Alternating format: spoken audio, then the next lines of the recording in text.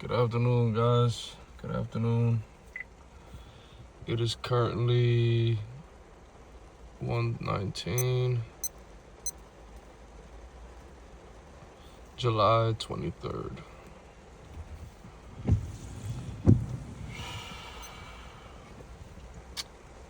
So,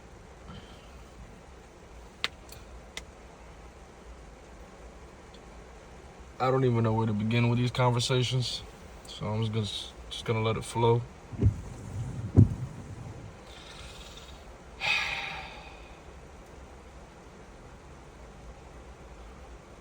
Today's Thursday.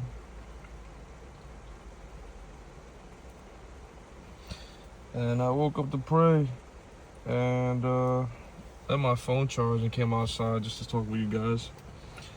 And just to discuss something.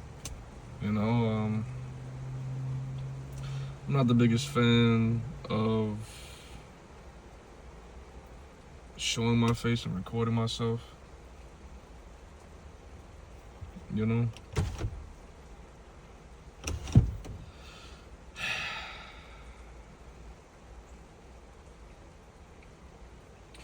Well, I just got back from Florida. I had left July 7th, and I came back on the 21st. And I wish I filmed it. I wish I recorded something to that, or even just took pictures of the airport. The airport was looking like a Black Mirror episode. Every seat was filled. Every terminal was filled. Every gate.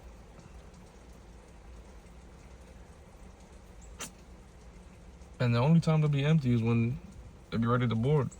But then, of course, it's like the recycling logo. The seats just keep getting filled, and as you get to throw out the trash, it keeps on coming back. And I needed a lot of patience for that, a lot of patience for that. It was frustrating just to be in that environment, to even have my flight get rebooked 3 times. First, my flight was at 7:37. Then my flight was at 8:30. Then 9:40. 9:40.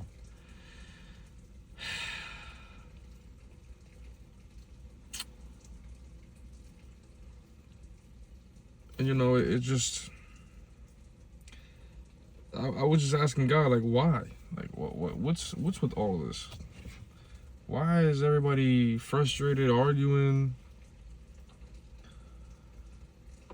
confused about what's going on, and why am I in this situation? A lot of whys. But I just sat down and had a conversation with my mom.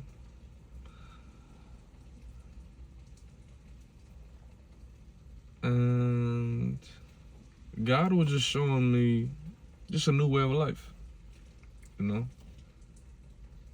He's not letting me get comfortable, because I'm used to being comfortable. I'm used to everything going my way. I'm not having a problem, everything getting solved. Things just working out, And I'm in a season to where things are uncomfortable, and I'm getting met with a lot of resistance. So at this airport,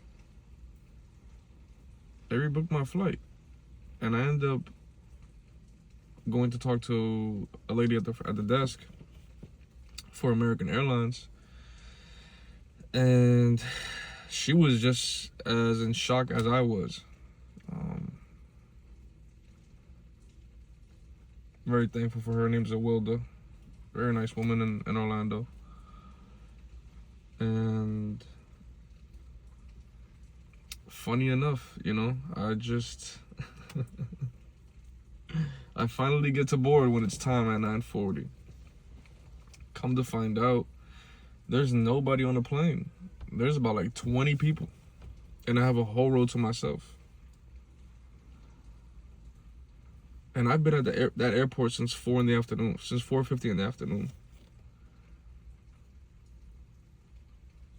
Now, I had a connecting flight because from Orlando, I went to Dallas.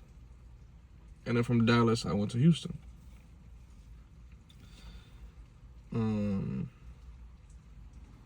That alone, that Dallas to Houston flight was just delayed. Basically, my flight in general was just delayed over 6 to 8 hours. You know, I arrived to Houston, and my luggage is still in Orlando. So I literally just, exact thing I just did right now, just laugh. I couldn't do nothing but laugh. And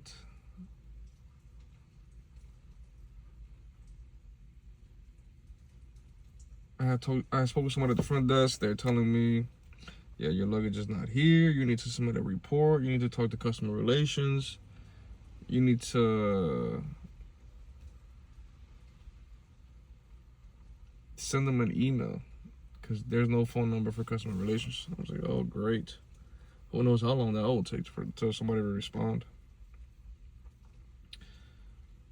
So I did just that. You know, and by the grace of God, everything worked out. A lady submitted the report, and I ended up talking to a lady as well who works in the delayed flights luggage department, canceled flights department, like where they just take all the luggage, and there's like thousands and thousands of luggages that are there and being held. Basically like the lost and found, like at a high school, you know, or middle school, but for luggage. I arrived there around like 3 in the morning. I ended up leaving that airport around 6. The reason I left so late is because initially my flight was to Hobby Airport. Now, when they rebooked it 3 times, every time they rebooked it, it said International Airport. Anybody who knows the International Airport and the Hobby Airport, they're quite a distance. And obviously, depending where you're living, one's closer to the other. You know, you'll be closer to the other, I mean. But currently where I'm staying is about an hour, almost 2 hours to International. So I'm like, how am I gonna get home? I'm supposed to go to Hobby, and I would have been picked up from Hobby, and it would have been like a 20-minute drive. 30 maximum with this traffic. I'm walking around the airport, talking to whoever I can speak with, asking questions. I'm asking people questions. They don't even know the answers to them. I'm having to walk quite a distance because I'm going from a whole opposite terminal. I was at terminal B or C, and I have to go all the way to E, which is on the complete side of the International Airport. Excuse me.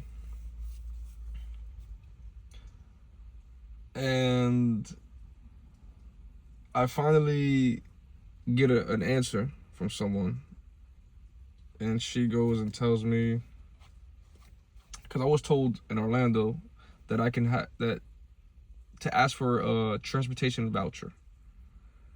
And the transportation voucher, what that means is if you get left at the wrong airport, there are taxis or possibly even shuttles or Ubers that can take you from the wrong airport to the proper airport that you need to go to. So I was told to mention that when I arrived in in Houston.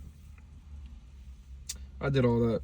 Then they were saying that it's not what they do initially. But then I spun back around and spoke with somebody else and got a hold of somebody.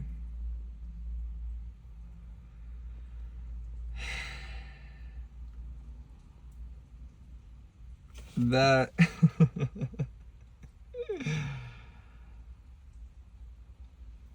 She finally prints me a voucher. She's like, "Is you again?" I was like, "Yes, ma'am. I'm just trying to get a ride to Hobby Airport." She's like, "Okay, here's a voucher." Gives me a voucher. She tells me to go down to the subway. It's like a little, it's like a little roller coaster subway that they have on the ground.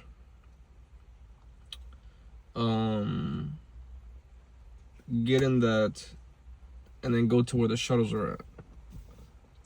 I said, okay. I did that, and I show the voucher to security or the people that are working down there, and there's a whole bunch of taxis lined up, Ubers lined up, and shuttles lined up.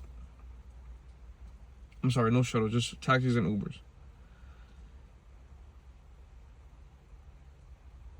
The security guys start asking around for me. They're like, do you guys take any transportation vouchers? And one older gentleman came out of his vehicle. He goes, "We do not take any of this." I don't want to say that. I was going to do the accent. I can't exactly recall it. I would have done it. We don't take any of this. We're getting robbed. They don't pay us enough. They owe me $100. This is all the things that he was just stating. And I'm super calm. I mean, it's 3 in the morning, 4 in the morning, maybe even 5 at this point. And I've been trying to figure out a solution to get to Hobby for hours now. Because initially when I landed, I had to call and submit my report and talk to American Airlines customer service for my luggage, for the inconvenience. I had to send the email. So then, the next thing is to get to Hobby. And the security says, "Okay, you don't accept vouchers? All right, let me keep on going to other cars." All these drivers were all sleeping. Besides him. He was ready to go. He was just on his phone. He was the first one. First one in line, really. And security just, on every window, some windows are cracked. They're like, hello, do you guys accept vouchers? Some answered, some didn't even want to wake up. They all said no. The gentleman at the front kept saying, "Do not take the voucher," to like all the other drivers. And I'm just like, man, what you went through, like I'm like saying this out loud a little bit now I'm like talking to myself. And the security guy's next to me. I'm like, yo, but like what you went through doesn't mean everybody's gonna be going through it or is going through that. And everybody said no, right? Because he was just happy enough to share that nobody should take this voucher. And now him and the security guard get into a heated argument because he was raising his voice and saying, "No, don't do that. You shouldn't be doing that. Don't take that voucher. They're gonna rob you. They're gonna pay you. It's a scam. Go upstairs and go tell those people that we don't want to do business with them." I was like, "Sir, that is not my job. And I got nothing to do with that. I'm just trying to get from point A to point B. This is point A. I'm trying to get to B." And then I just stay quiet because I see he's about to get escalated and get even louder, which he did. And then him and the security guard start having an argument. And the gentleman goes back to his car. The security guard ends up having backup because his coworker came. And it almost got physical. And I'm just laughing. Like, this is just... you guys don't even know what I went through to get here. And what I'm still having to deal with.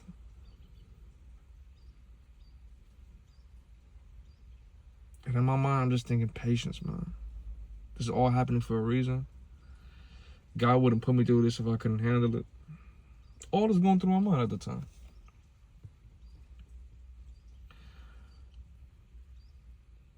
The gentleman comes back. He goes, "Let me help you, let me help you." I said, "Yes, sir." And then the security guy's like, "No, why are you here?" He's like, why couldn't you talk the way you're talking right now? Huh? Why weren't you calm before? And the guy's like, I'm trying to help him. That's it. I just want to help him. He goes, he's the one that mentioned, and I apologize for being all over with the story a little bit, you know. I'm just going with the flow in these conversations, and this is my first video, so. He goes, go to Terminal E. No. Yeah, go to Terminal E. Take the shuttle. And from the shuttle, you are going to, when you step outside, take the shuttle, and you're going to be paying $125 to get on a bus that's nearby. I think he was talking about the 500 bus or something like that.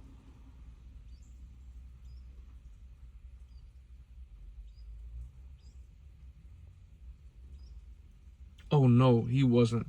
That was a security guard who said, go to Terminal E and then take that subway out to the buses where it says transportation something. I don't recall exactly. And that is going to cost me about $4.25, maybe even more. And then the gentleman that was doing the Uber or the taxi drive, he said, go to where the shuttles are at.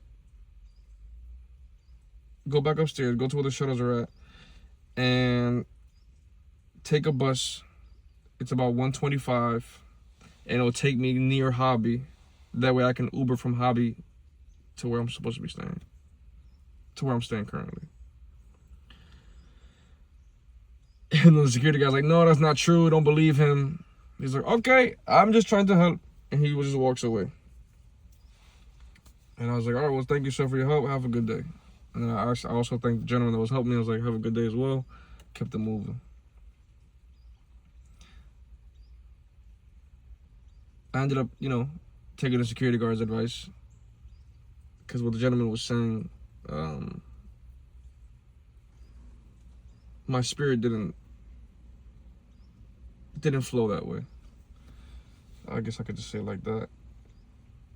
So I went to Terminal E, which was a walk. Mind you, it's an empty airport. It's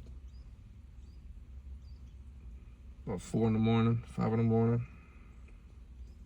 No, it's about 5 now at this point.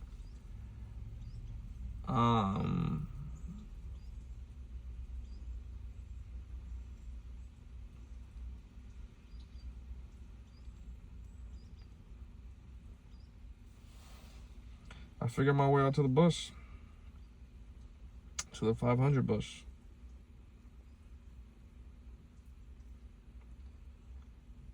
I get on. The lady says, you can pay cash or you can Apple Pay. And I've never been on a bus. Well, I'm lying. I've been on a bus, but normally the ticket was already paid for prior to getting onto the bus. But I never had to get on the bus and pay as I'm getting on. So this was a first time experience for me. And there was nobody on the bus. Go figure, right? It was just me, the driver, and a friend of hers, I guess you can say. And it was about a good 30-minute drive, maybe a little bit longer. I networked with them, had conversations. Trey and Denise, 2 people I met, very nice people. And I ended up getting to Hobby. I get off, go inside the airport, come back outside, go to the loading zone 5, and book an Uber.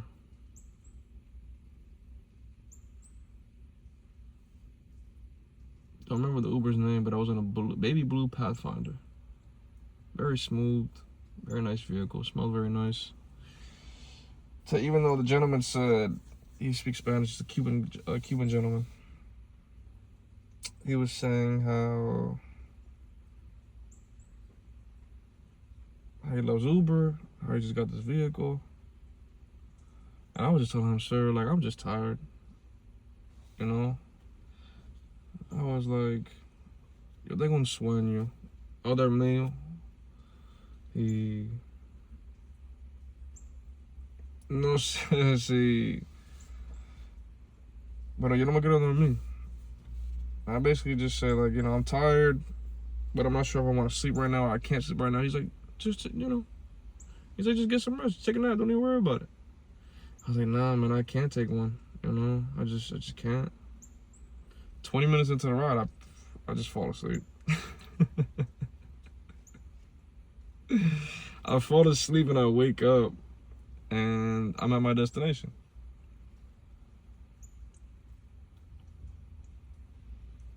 And I wake up, I'm like, me dormí. And he's like, I'm like, I fell asleep? And he just starts laughing. He's like, yeah, but you woke up at the right time. So,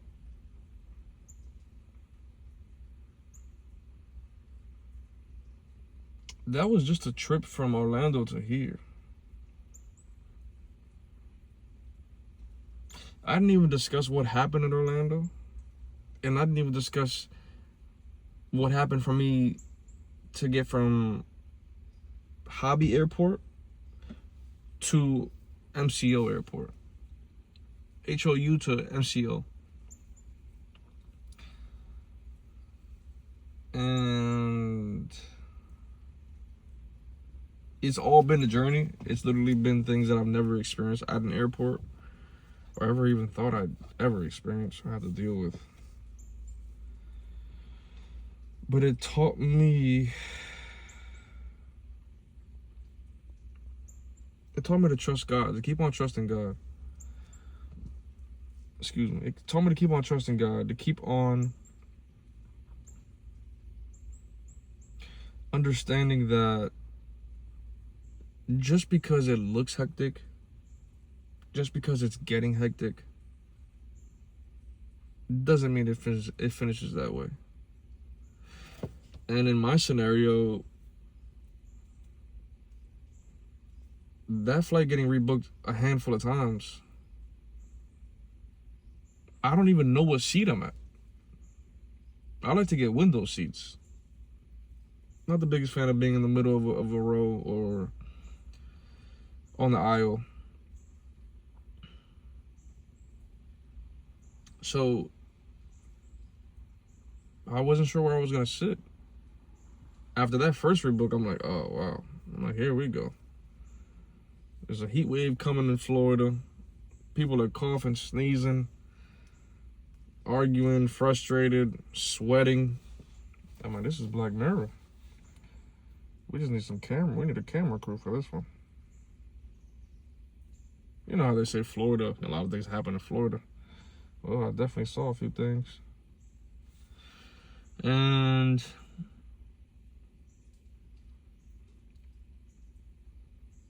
on the way back from those two flights, I had the road all to myself. The road all to myself. But during the midst of it, you don't think it's gonna go that way. You thinking they're about to put you out all the way in the back of the plane. You about to be stuck in the middle with somebody. I'm gonna be in the aisle. I'm like, man, I don't even want to. I'm like, I'm gonna have to cancel this and rebook it. But I couldn't do that because guess what? The app wasn't working. Nothing was loading. It was just have a conversation because it's gonna pull up on their screens. Talk to the people at the desk, and I said, I don't know if they're called flight attendants. I'm not sure what they're called, but I should have asked.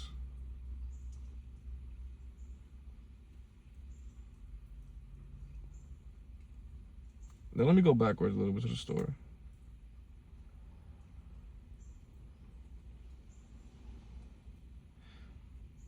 Now my time in Florida,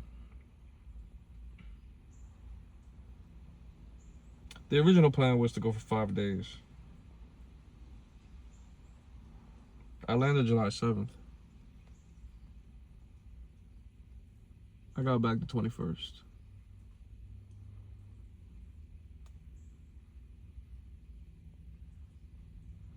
It was a trip with my... It was a trip for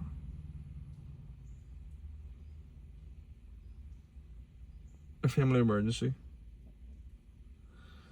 see my grandmother, who's ill, according to people around her.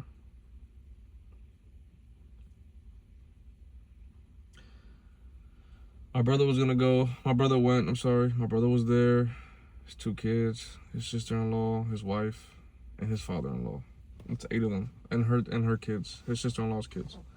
It's 8 in total.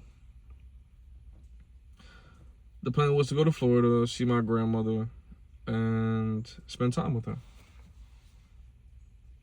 Come to find out, it's my cousin's birthday also. And what better way to get me to go to Florida when the last time I was there was over 10 years ago, over 15 years ago. And what a better way to get me and my brother and everybody to go is to say, your grandma's dying, she has dementia, she is not doing well, we don't know how much longer she has, etc., etc., etc.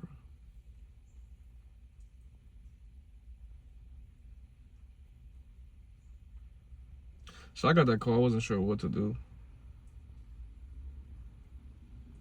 This is just like the first week of July, I got the call. I don't know what to do. I don't know what to say. Then my brother called me and told me that he's going, that we should definitely go. I'm like, okay, say no more. Let me know when you're going. I'm gonna book a one-way. And that's that. Now I'm there. My cousin rented an Airbnb. I ended up staying with her. He said I could stay with her. But she tore a whole Airbnb up. She was prepping for a birthday party, which I was unaware of until I found out when I got there. I mean, it was just a nice Airbnb, nice villa Airbnb looking style. On a busy street on a corner out of all streets.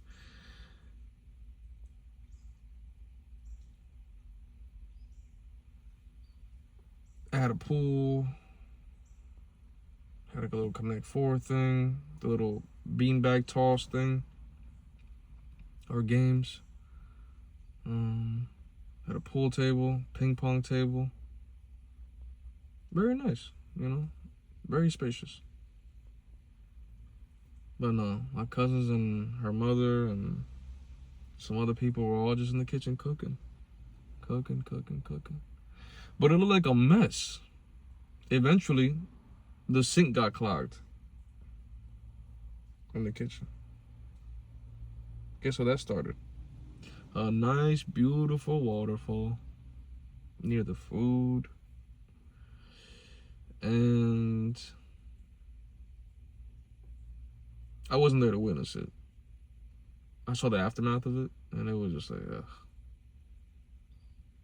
What are you, like who gets an Airbnb to remodel the Airbnb? And then the couches, well, I'm not gonna lie, I did help with that part. The couches were put into the living room, into the garage. And I'm like, is this okay that we're doing this? Yeah, I already talked to the host, they know we're throwing a party. I said, okay. I got caught up in helping. I have a tendency to help at times, and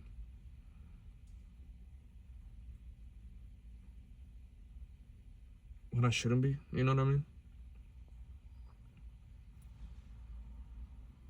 And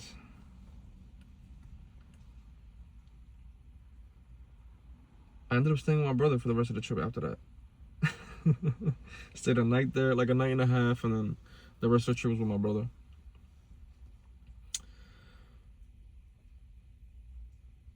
It was such an amazing experience to spend time with my brother. It's our first trip ever together, especially with my nephews being there. I just loved it. And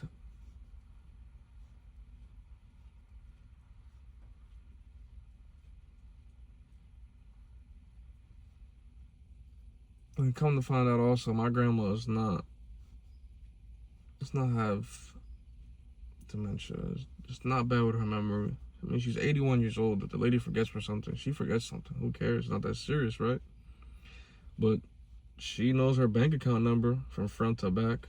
knows how to get to places, knows back roads to locations, knows people's names, phone numbers. So if you tell me that's a lady who has dementia, or even starting, and it's not like she has like childish moments. So when she just, yeah, no, that was out the window. But she does have mellomas, if I'm not mistaken. That's how you pronounce it. It's cancer that starts in your bones and spreads to your prostate, your lungs, and your breast over a period of time. So I made the best of it, you know. Spent time with her, took some videos, some pictures, recorded some conversations, and of things I didn't even know about. Oh, my own father. This is my father's side of the family. Oh, my own father, about my own mother.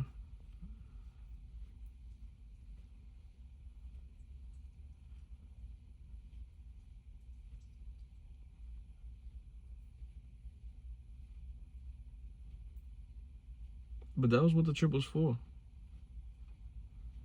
But then everything else got added onto it. We ended up going to two family parties. Went to Universal Epic, if I'm saying this correctly. A lot of pool activity, a lot of being in the sun, getting tans, going to food trucks, going shopping. You know, the Nike clearance stores out there got everything. Everything. For the low. For the low. You'll find everything out there.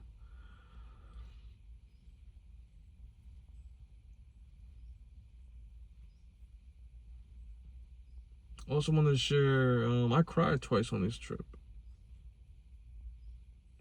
When I first dropped my grandma off from seeing her, when I touched down,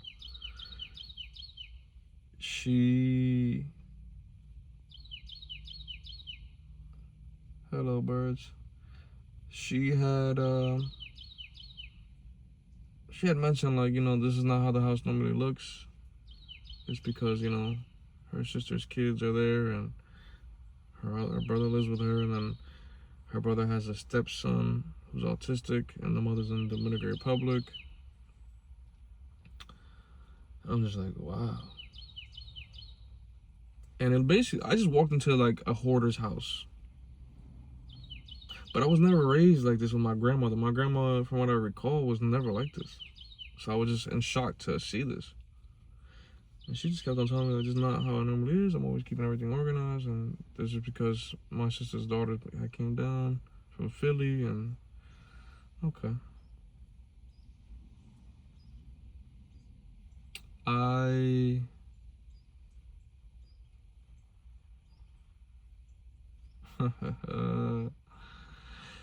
see that and it touched my heart. I didn't cry immediately though. I was there for hours. I ended up leaving. And on the way home, I just started crying. Just seeing my grandma in that scenario. An 81-year-old woman living with her two siblings. Two of them are hoarders. They all have private. It's a three bed, one bath. Everybody has a different lock to the door. They don't trust each other. They fight over everything. Yet my grandma's the money pit for everybody.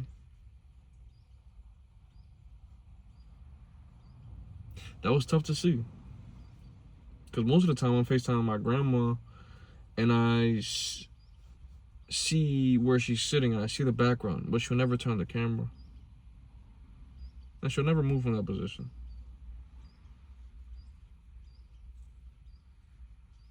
So when I was there live, it just hit me. It just hit me.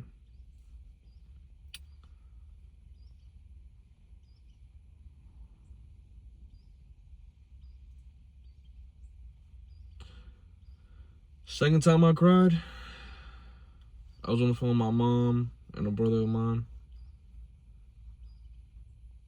on a Zoom call.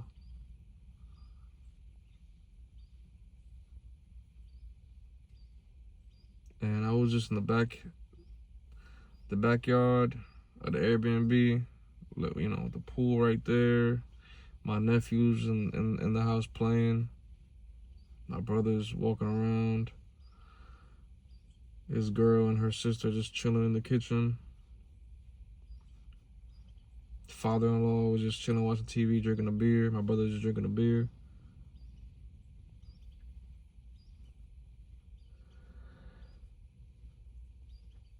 And I cried because I got to experience what life is going to be like with my brother.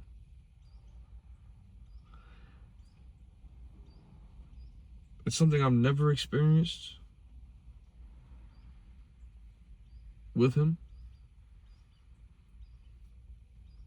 And, you know, granted, we've had our relationships, we've had our ups and downs. I mean, that just comes with siblings, you know? But when he had them kids, that changed his life. And he's a great father, you know? Great brother, great uncle.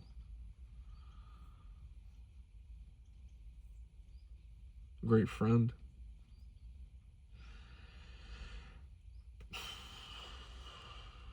So it's beautiful to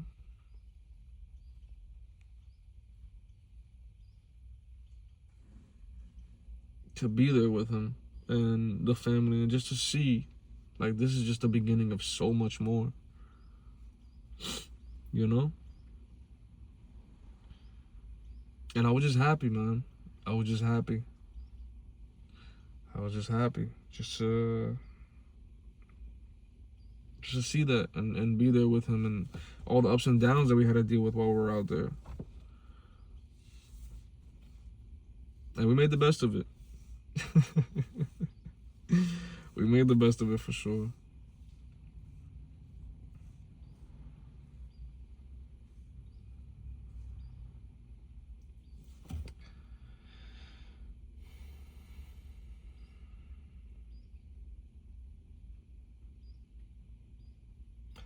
I don't have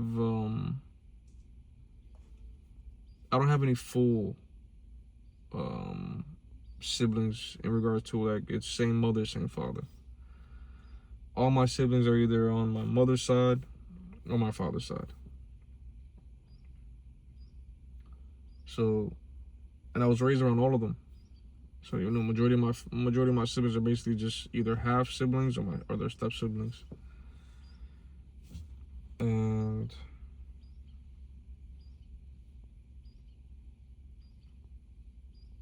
you know, I was raised around all of them, so then eventually, you know, things just start to fade apart. You know, like when you're in high school and you're cool with everybody, or you have like a handful of friends and people know you, you constantly always talk to them and say hello and good morning, good afternoon, or you see them at lunch, or you see them in class, and it's a good friendship, good acquaintances. Then when you graduate, where is everybody else to be found? Everybody went their separate ways. You get to see how people genuinely really thought about you and they really cared, you know? It's kind of how it was with all my siblings. Granted, I mean, we fell out for other reasons as well, but blessings to all of them. That's another story for another day. And to bring it back full circle, my flight from HOU to MCO on July 7th was interesting, to say the least. I'm at an Airbnb because I arrived to Texas on June 30th. So I'm at an Airbnb. I'm at my brother's crib for a period of time. He's with family. Then I try to get an Airbnb. I'm like, man, I gotta book one. I'm telling you what happened before I booked this flight. I made a super impulsive decision and booked the Airbnb. I got catfished by this Airbnb.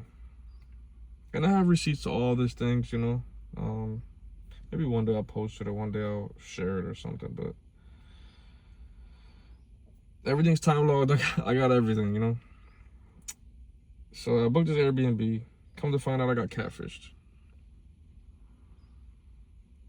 And I'm going to this Airbnb with a 32-inch luggage?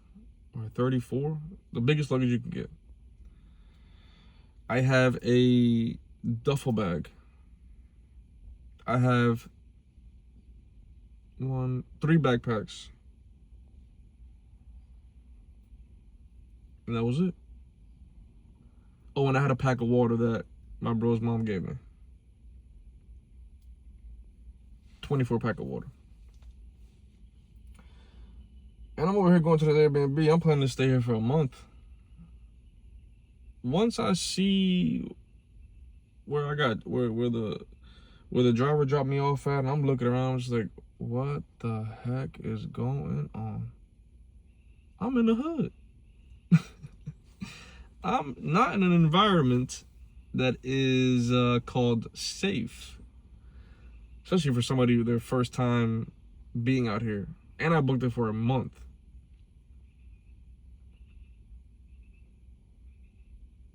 So I see a padlock on the door.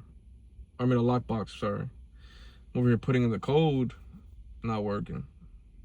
I'm there for like 5-7 minutes. Nothing's working. I try to call the host, no answer. Text the host, no answer. I'm like, great. I'm like, let me see if I gotta go to the back of the house. Go to the back of the house, there's another lockbox. I'm like, wow, all these doors got lockboxes on them. Which one can it be? Like I said, I got catfished. So this or house fished, I don't know, however you want to call it. False advertisement. So I'm playing musical chairs or musical doors, and I pick a door because I didn't even have the pictures. Was it like obvious what door it was? And in the description, she didn't mention about going to the back, so that's where the doors are at. Anyways, finally get in, and I look around. I'm just like, I'm not even gonna put anything down. I'm not even gonna get comfortable. I need to leave. It had like that sewer water smell. It had that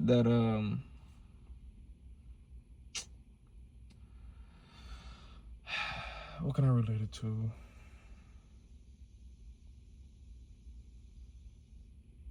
It just smelled like moldy, dirty water that just like had come up from like some sink or some pipe or some vent or something. The vent in the bathroom rusted to the maximum. Every edge and crevice of the Airbnb was full of dust and dirt and hair. Under the bed was like, I mean, you pull a vacuum out, you vacuum under that bed.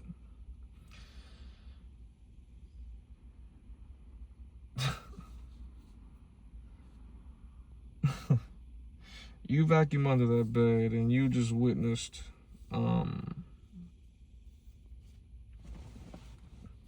I don't know if it's years of dust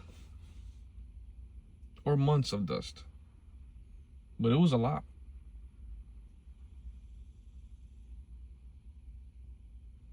The fridge was dirty. The stove had grease on it. The microwave had grease on it, on the walls, on top of it. I mean, the floor. Listen. It was just false advertisement, you know. I don't want to show too much love. I just immediately call my mom and I call my bro. I'm like, bro, I gotta get out of here. And they're just trying to calm me down. And I'm like, yo, just get a hotel. And as I'm looking for another Airbnb, I book a hotel. My driver's Vietnamese. When he finally chose to come pick me up, it took about like an hour. I was there for like an hour and some change after being dropped off initially. He goes, man, good thing. Ah, man, I wish I could do the accent. Good thing you left here. It's no good. This shit area, man. Shit area. I'm not a fan of cursing, so excuse me for cursing, but I want to just paint the picture. And he's like, this is just a shit area. See over there, good. Over here, no good. No good. I wish I could mimic the Vietnamese accent. If I heard it again, or if I recorded it, I'd be able to nail it. And we just had a great conversation. Cool dude. Dropped me off at the hotel. He's like, man, have a great trip. You're packed. You don't have much with you, and safe travels. And Houston, just don't come ever to this area. It's not a good area. Stay across the bridge. I said, fully noted. At that time, by the time I got to the hotel, I already had an Airbnb booked. Now I'm thinking this Airbnb is gonna be. It's a nice Airbnb. It's a townhouse with like 4 floors. I'm like, damn, man, yes, like I got the whole house to myself. This is gonna be great. Let's go. I can't wait. I told the host I'll be there tomorrow morning. Cool. They understood the situation. I filled them in on what's going on. She said, perfect, no problem. I take an Uber the next morning. I'm lying. I have breakfast and I take an Uber. Then I go to the Airbnb. When I arrive, I see dog fur on the floor. I'm like, oh, I'm not here by myself. But even though I'm lying, let me step back a little bit. I did mention, is she there? And she said, she did mention that it was her and a dog and her partner, if I'm not mistaken. Yeah, she said her partner. And I said, okay. Because in my mind, I'm like, I can't cancel this. I'm already on the way. No, I'm lying. I wasn't on the way. I was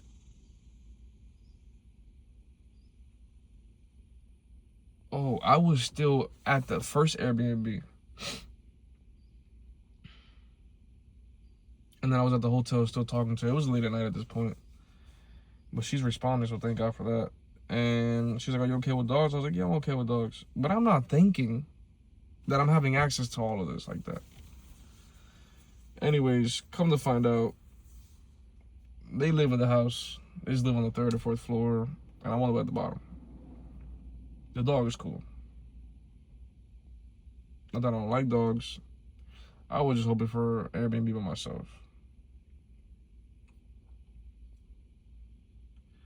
That one I booked for a month. And this is during the World Cup, so I pay a little bit extra. It's not that I don't have it, but I could have stewarded my money a lot better.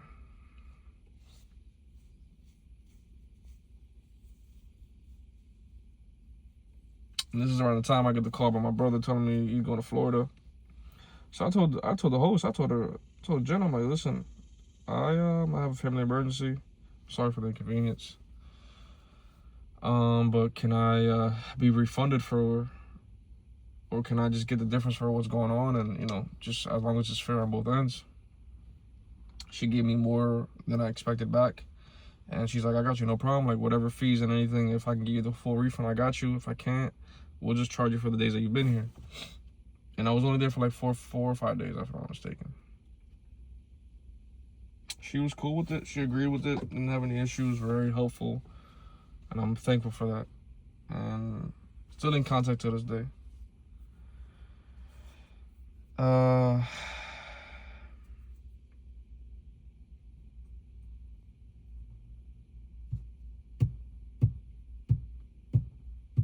And within these 5 days, I'm just stepping out, walking to Memorial Park, just walking around the neighborhood. I have no car, so my car wasn't in town yet. And I'm walking hours, if not 2 hours, to places into parks and jogging and walking around and just exploring the area, trying food spots, doing everything. I got a tan in 2 days. It was lovely. Doesn't happen that fast in Jersey.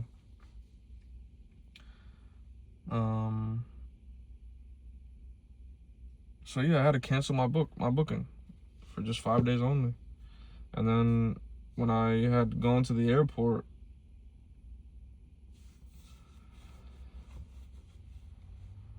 I had booked with United, and I had paid for an Uber from where I was to where my bro's at, and it's about like an hour drive. Paid like $70 for the Uber,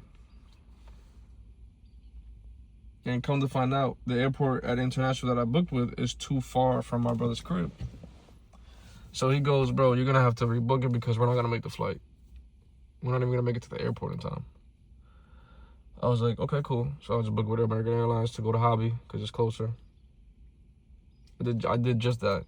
I ended up getting dropped off. And I go to check in. First, I went to the TSA line. I was ready to just throw my luggage on the belt. Excuse me, on the belt, and just walk through the scanner. Put my hands up above my head, in like a triangle shape, and just go get on board. But I forgot I had to check in, so I went to go check in then. And the lady goes, "Yeah, I'm sorry. You can't board your flight. You are late. You're supposed to be here 45 minutes prior to your flight for check-in." I said, "Well, pardon for me being late. I just wasn't aware that that's not how United works. So I'm like, this is my first time flying with American Airlines. Like, is there anything you guys can do, at least for even a one-time courtesy?" She said no. And I'm like, there's got to be something. And she tried to find flights for me and everything. Nothing available until the next following morning. I told her I need to leave today. At this time, it was already like 5 something. Because she had me call customer service. And I'm there. Mind you, I'm already eating up time. Long story long, I finally... Because I got my credit back from United when I canceled the flight to my bank account, not to just a credit on a flight. Then American Airlines, they couldn't credit me back to my account because it needed to be within 48 hours or something like that of cancellation. So they just gave me a flight credit. Then I told the lady, I'm like, is there any other airline? She goes, there's a Southwest airline. I said, okay, great. Where is it? Show me. It's all the way down there. I said, oh, great. No problem. Thank you, miss. Have a great day. Walk down there and book a flight. It's like 2 something. Now, the beauty in this was that the United and the American Airlines flight was going to be one stop. That Southwest flight was immediate. It was a nonstop flight. It was 2 hours and 30 minutes. The other 2 flights were 5, maybe 6 hours.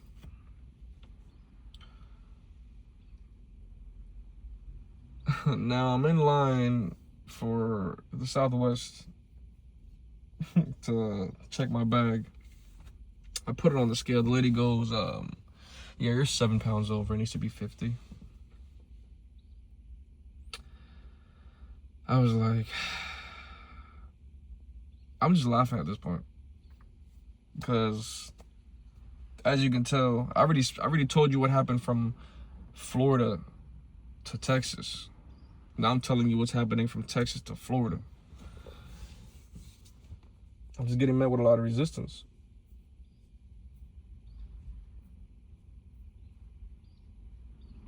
I take the bag off the scale. I just grab some clothes and throw it into my book bag, or one of my book bags. Yeah, just one of my books. I'm sorry. I just traveled with a book bag and a luggage. Yeah, so one of my book bags. Everything else stayed at my bro's crib. The lady goes, it's at 53. You still have to take some things out. I take it off the scale again.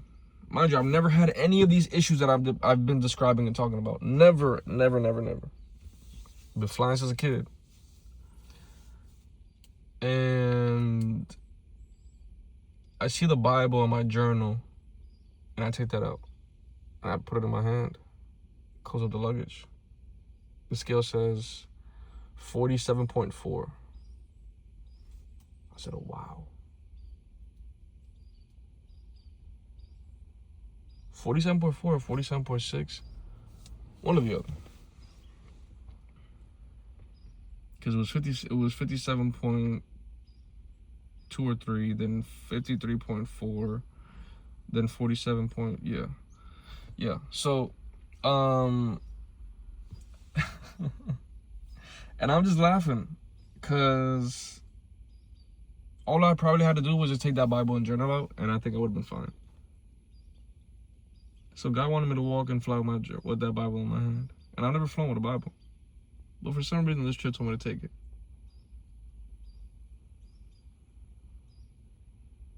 And look how everything worked out.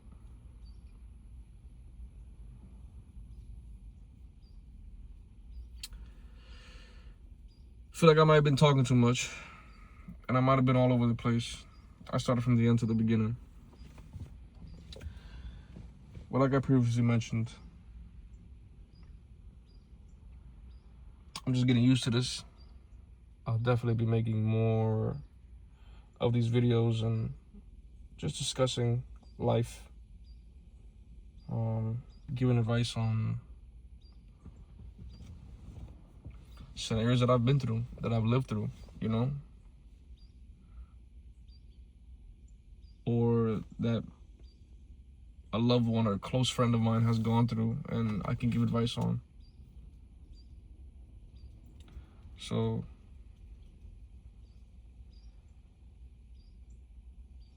thank you guys for staying this long. Thank you guys for watching, you know, and just like to get right to it. I don't like to have an intro and an outro. Like, it's just, you know, greet you guys and say thank you. I hope you guys all have a blessed day.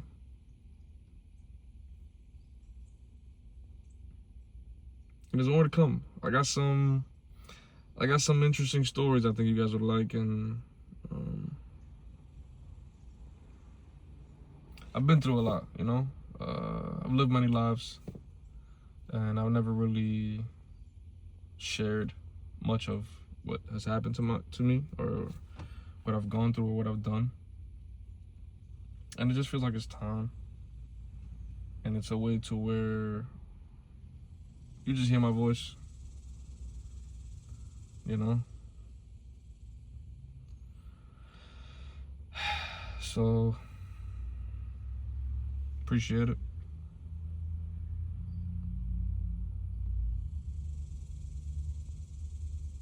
I was nervous to do this as well, but now I'm feeling a little bit better too.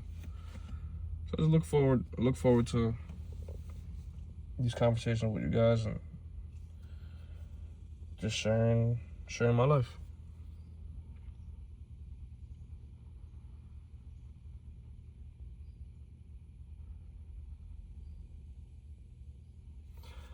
Peace out.